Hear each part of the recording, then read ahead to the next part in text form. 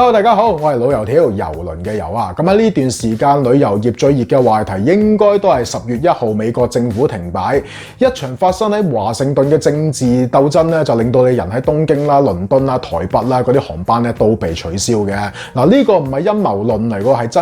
真正在發生緊嘅事情嚟㗎。美國政府一停擺，全球嘅天空咧就跟住嚟癱瘓㗎啦。今日就等我哋嚟徹底咁去睇一睇，拆解下呢場政治嘅風暴係點樣吹亂你呢個旅遊計劃嘅先，以及當呢個災難發生嘅時候咧，你絕對需要知道嘅自救錦囊。咁首先真係原諒我細路仔唔識世界啊！我知道做政府工嗰啲人係可以休息、可以罷工嘅，但係我唔知道嘅就係原來個政府咧佢都可以關門同埋休息㗎。我仲以為話唔撈就唔撈，只係我哋呢啲平時啲打工仔嗰啲夢想嚟嘅啫。點知你作為一個美國政府都可以咁兒戲嘅，咁啊算啦。點解會咁呢？原因其實就好簡單嘅啫。美國政府同國會啊嘈交，好似一對離婚夫婦咁啊，跟住爭產爭唔掂咁樣啦。之後咧就關咗屋企嗰個水閘，咪大家都唔好用水啦。咩事啊？咁你話呢個世界係幾趣致啊？年薪幾百萬嘅人揾一堆年薪幾十萬嘅人去決定呢啲年薪幾萬嘅人有冇水食，最終受影響嘅咧就係 TSA 嘅安檢人員啦，同埋啲空管人員啊冇糧出嘅，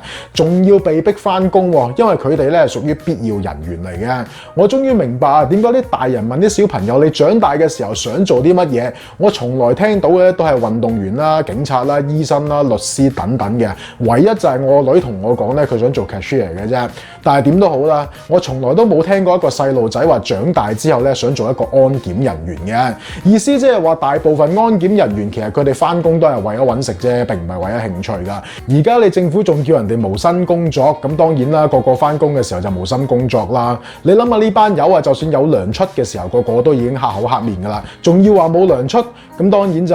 想攞病假攞病假，想離職離職，翻工嗰啲當然就肯定要怠工㗎啦。然之後咧就配上跟上一紮連鎖嘅反應啦，安檢啊排長龍，遊客咧趕唔上時間上飛機，飛機等人啊等唔到，然之後出發個航班延遲咧，又去唔到下一個機場，咁好自然去唔到下一個機場嘅時候，下一個機場出發個航班佢就出發唔到，就肯定要取消㗎啦。成件事咧就只能夠用一個字去形容，就係要幾亂有幾亂啦。咁齋係11月8號一日啊，都已經取消咗1400班美國嘅內陸航班，而另外咧仲有近6000班嘅航班咧係受到延誤嘅影響㗎。咁當然啦，對遊客嚟講，一切肯定係噩夢嚟㗎啦。咁多飛機要取消，中間轉機嘅遊客只能夠就係滯留機場，重新訂機票過去咩？臨時訂嘅時候機票咧肯定貴到飛起㗎啦。而另外酒店嘅需求咧亦都急劇上升㗎，咁代表住啲咩咧？代表住加價咯。我個人咧就覺得自由行啊，或者叫做酒店 package 嗰啲遊客咧，就係有一定影響㗎。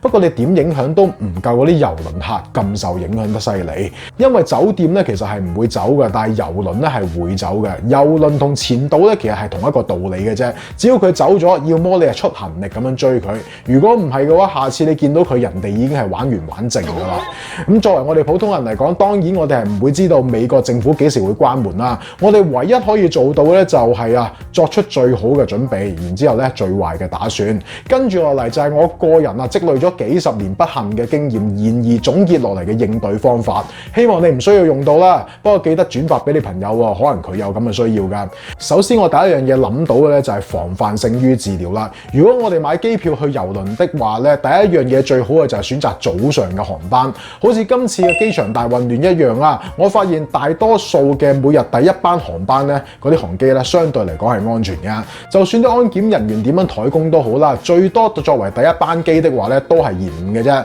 連累到第二班機而取消咗第三班機嘅。咁第二樣咧就係最好可以早一日出發去到郵輪嗰個出發地啦，住一晚酒店。老老實實啦，我而家發現咧呢個比率咧就係50-50嘅，有一半嘅遊客咧係會早一日去到去等船到㗎，而另外一半咧就會係當日去到就要出發㗎啦。咁如果有啲時候真係安排唔到時間，你萬不得已要當日出發的話咧，我就建議你做第三點啦，通過郵輪公司買機票，郵輪公司自己咧就係冇開飛機嘅，就算我哋通過郵輪公司去訂機票咧，來來去去都係訂翻我哋平時所訂到嘅航班嘅啫。唯一唔同嘅咧就係通過郵輪公司訂機票，大部分嘅郵輪公司咧係會包埋呢個行程延誤嘅保險嘅。例如講緊 Royal Caribbean 啊、Celebrity 啊、Princess 啊、Holland America 呢幾間公司嘅機票咧都係有包保險嘅。但係又唔係話間間郵郵輪公司咧，佢都會包呢個行程延誤保險嘅喎。例如講緊 Norwegian 啦，同埋 Viking 呢啲郵輪公司咧，就係唔包嘅。就算你通過佢買機票，如果你航班有咩 delay 啊，或者係取消的話咧，佢都係盡量去幫你協助你去追船嘅咧，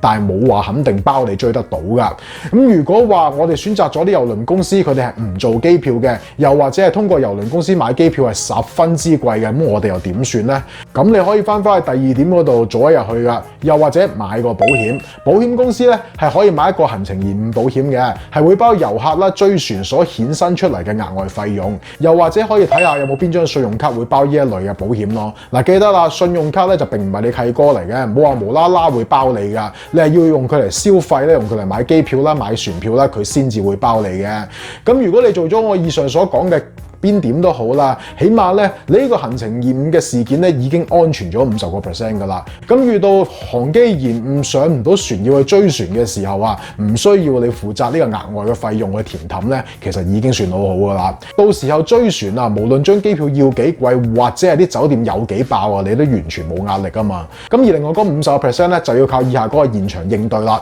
如果你去到機場或者叫做中轉轉機嘅時候，發現航班被取消咧，反正你嘅人都已經喺機場啦。第一時間咧就走去航空公司嗰個櫃台嗰度排隊。一般情況底下咧，航空公司嗰個最大權限咧就應該講係佢哋個櫃台啦。喺某啲緊急嘅時候咧，佢甚至乎係可以同其他航空公司咧去調動位置咧去幫你噶。同時間雙管齊下，喺另外嗰邊咧就打電話俾航空公司。打電話呢件事咧，我覺得咧就係冇辦法之中嘅辦法嚟嘅。Call Center 一般只能夠做到一般嘅工作，但係起碼你都多一個途徑啊嘛。最後，如果係航空公司佢有 app 的話咧，亦都可以攞埋個 app 出嚟研究下，睇下有冇辦法喺 app 嗰度改飛。咁而家啲航空公司咧，啲 app 都其實已經算做得好好噶啦，可以喺 app 上面改飛嘅。不過 app 始終都唔係人啊，好多時候咧，佢喺 app 上面改飛咧係要收錢，因為個 app 咧就唔知道真正嘅狀況嘅。咁當然啦，成個過程你會覺得又煩咧，又痛苦咧，又複雜噶。但係跟住落嚟講嘅先至係更加煩、更加苦、更加複雜嘅嘢。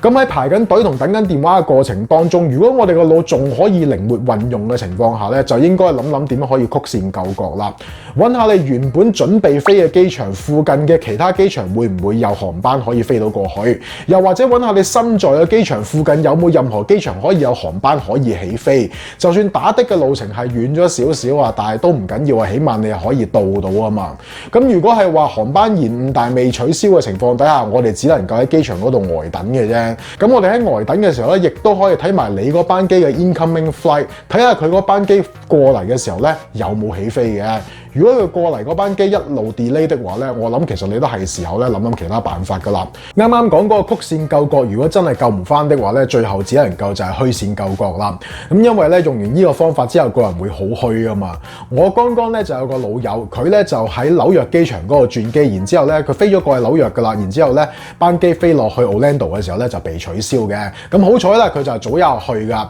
咁當然啦，佢嗰陣時真係完全冇晒辦法啦。結果咧就只能夠租咗部車，由紐約咧一路開到 Orlando 嘅。咁當佢個車開到 Orlando 嘅時候咧，剛剛好時間就趕到上船，17個鐘啊，大佬！雖然虛弱嘅佢只能夠上船去瞓覺啊，但係起碼佢都趕到啊嘛。所以話呢個虛線救國未到萬不得已咧，真係唔好隨便用啊！虛線救國嘅招數咧，除咗係自駕之外啦，另外仲會包括巴士啦同埋火車呢啲咁嘅戰術嘅，冇乜分別㗎。你做完之後咧，一樣都係個人好虛㗎啦。咁最後成個過程裏邊咧，記得將所有消費，例如講緊改機票嘅費用啦、酒店啦、Uber 啦、火車啦、巴士啦、食飯啦、飲酒啦、卡拉 OK 啦、桑拿啦、直落啦、宵夜啦等等呢啲單據咧，全部要保留低佢。咁當然啦，我唔係話人哋航空公司全部會 can 翻晒俾你啊，但係 can 俾你嘅其中之一個條件係你必須要有單噶嘛。航空公司唔賠，或者保險公司會賠咧，又或者保險公司唔賠，可能你有張長年俾住高年費嘅 credit card，佢會賠咧。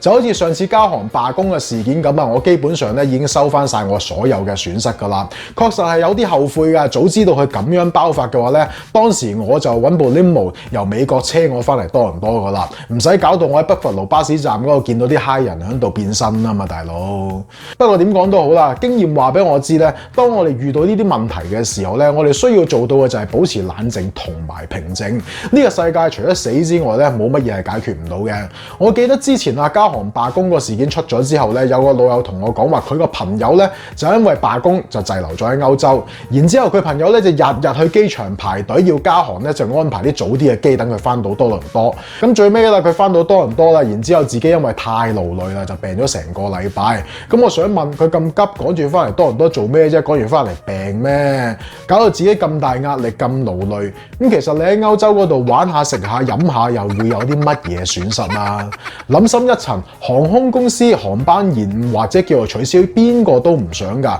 並非話航空公司嗰個櫃台職員佢嘅責任嚟㗎嘛，呢啲反正有責任嗰個人咧，你又永遠都係鬧唔到佢㗎。咁你何必激親自己之餘又難為咗人哋呢？好啦，今日時間就差唔多啦，多謝大家收睇，下次見啦，拜拜。